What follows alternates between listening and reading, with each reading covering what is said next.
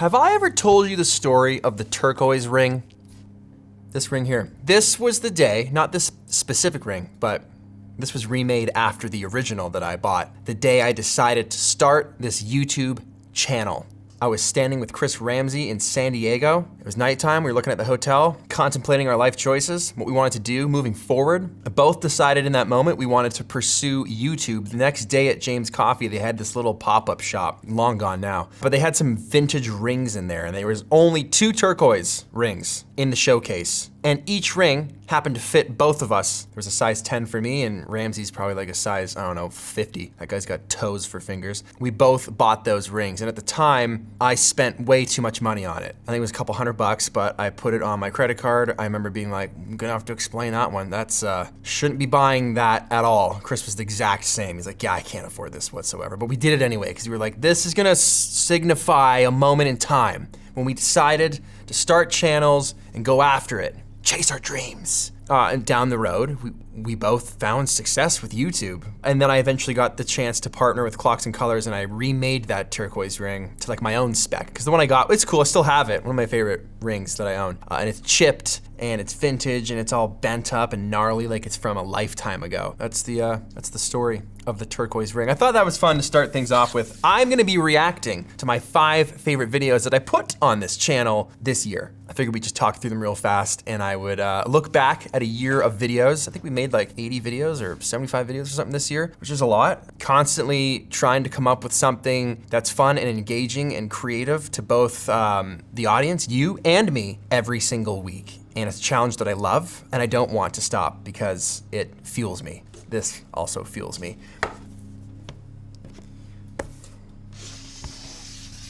Let's pretend that never happened. So what do we have? Number 1. Okay, I think it's no surprise that the first video, Run Like the Wind. Those titles look so, the reflection in the water there, come on. The nuances, I'm sure people didn't even think about. Skull.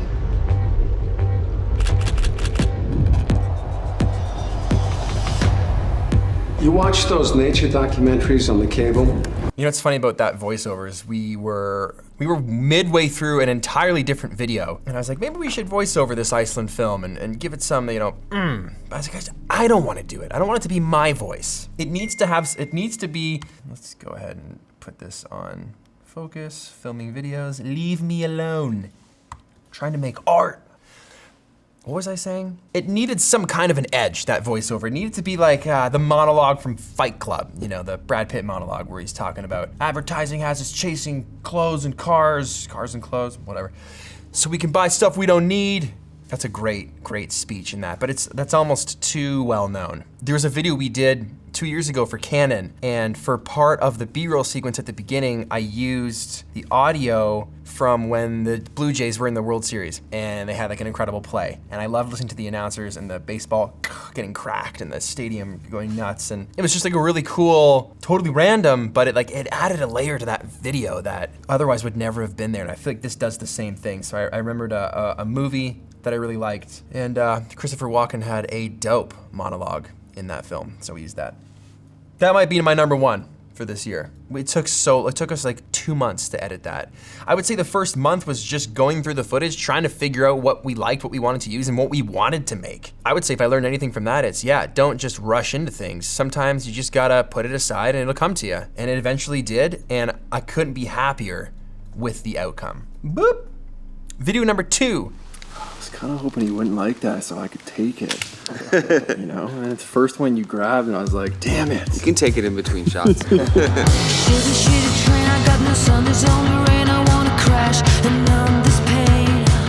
This portrait has been 20 years in the making. Now this was just a silly vlog. I went to LA for a day. I got there at 10, I left at 10. Edited this vlog in like 2 hours, and then Kirk fixed all my mistakes. It's not the most impressive video I've ever made by any means, but Teenage Pete would pass out seeing this video because I grew up with posters of Travis Barker on my wall. I've been a drummer since I was very small, so I've looked up to him as a drummer forever. So to just hang with the guy and talk cars and steal the rings off his fingers, just be in that world for a day, it was great. Absolute just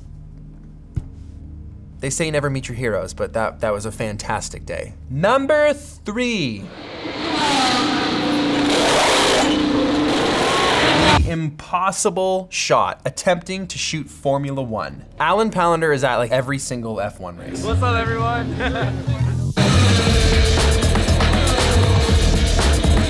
That growl when they come into the pits. Oh, it sounds so good.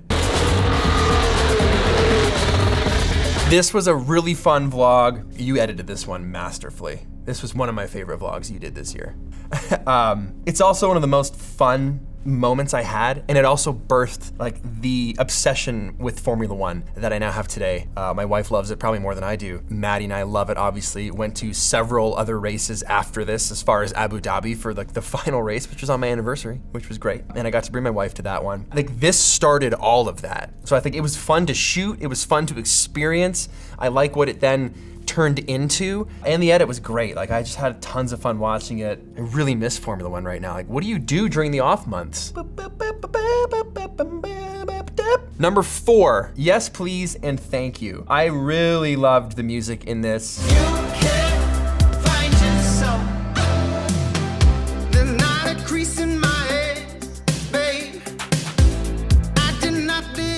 And it was just a really unique vlog. It was like one of the first faraway places we traveled to this year, Lake Como.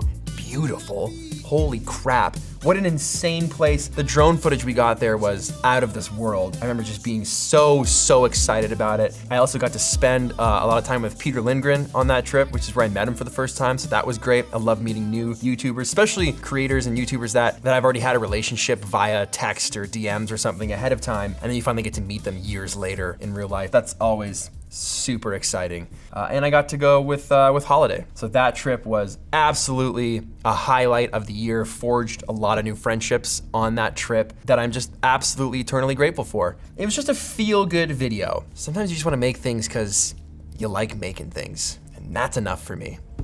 So that was, I'm gonna say that was number 4. Number 5 might surprise you, but number 5 would be, I really don't wanna talk about cameras at all. Someone can hire me to do a $200,000 photo shoot. What a great thing that like someone can trust me with a big campaign and things like that, but it's not the end. This was the video we made with, Maddie and I made with the R5C for Matt Barnes. Matt Barnes is an incredible photographer. He's got an incredible property. This guy bought a church and turned it into his house. The amount of cool stuff and artwork, there's a slide, record players, jukeboxes, like there's a trampoline in the middle. It's just such an experience being there, and he's got such a vast knowledge of photography and the arts. Listening to him tell stories about Churchill when he was getting photographed here in Canada by a famous Canadian photographer, Karsh, I believe was his name. Just an incredible day with someone really inspiring, which has kind of shaped how I want to outfit and dress up the office downstairs. I'm gonna take a lot of inspiration from this video and from this individual, because he kind of reminded me like, yeah, this is kind of my style. We left that day and we were driving back home and Maddie said to me like, a lot of that reminded me of you. And then he's like, and I don't see any of that in your current space. He's like it's, your garage is more like this guy's place than your current office, and you should have your office where you're always filming be more representative of who you are. It was one of the big catalysts of why we started the whole project of selling the old office and moving to a new place and starting over, albeit I love doing that, it's just a hobby of mine. But this was a big reason. So those were my top 5. Iceland, Travis Barker vlog, F1 vlog for the first time with Maddie in Montreal. Yes, please and thank you. Little quick trip to Como, Matt Barnes. And if you haven't watched any of these, please do. I think you'll probably enjoy all of them. And if I had to give an honorable mention, it would be absolutely the most epic and bizarre YouTube studio tour. And that is none other than Chris Ramsey's studio tour. I watched Chris start in his bedroom just like I did. I watched him move into the spare bedroom. I watched him move into a smaller office. It's the office that he has now, which he's curated into the most incredible like emporium of weirdness. And it's very much him, filled with puzzles and cool artifacts, and he really gets into something and then just goes all in, which reminds me of me. Crazy escape room, props everywhere, and I'd never visited him. It's been years and years and years, and I've never gone to visit Chris. So finally, hopping in the truck with Wes and driving all the way out north of Montreal was an absolute highlight of my year, and I feel like the video really represents Chris and his space very well. So if you want to be inspired about a YouTube studio, very specific and tailored to someone's creative needs, highly recommend checking out this video and following Chris on YouTube. That is a wrap on 2022. Now I could sit here and tell you about all the plans for 2023, but you already know they're brewing. So with that being said, I'm gonna take a couple weeks off. I'm gonna rest, recharge, and get fired up for another year of filming, shooting, traveling, creativity, meeting new friends, and doing what I love most, making videos. For you. It's been my honor.